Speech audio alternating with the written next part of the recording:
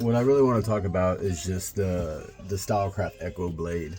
It started out with just a taper and a fade blade, and then stylecraft came out with the vapor blade, and it quickly became one of the most popular blades. And then they came out with the Echo blade, and I thought like it was kind of gimmicky, like ooh, loud crunch.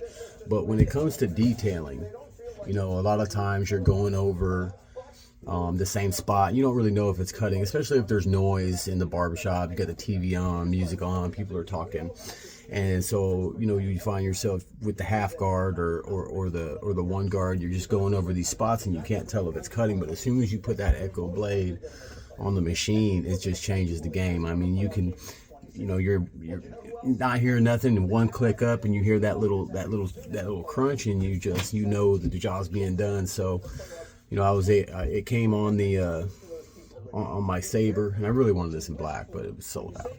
I put it on my Instinct as well. I really like it on the TPOB because it's such a quiet machine, and it does make it a little bit louder, but I mean it's still like compared to the Instinct. It's became my favorite blade, and I'm kind of excited to try out the Echo taper blade next.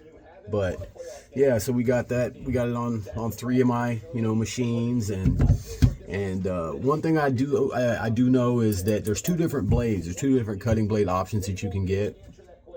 You have the shallow tooth cutting blade, and then you have the deep tooth cutting blade. And in my experience, the shallow tooth blade is just a better option, because especially on thin straight hair, I found that with the deep tooth cutting blade, it has snagged in some cases. But yeah, that's my take. Stylecraft Echo blade, best blade in the game.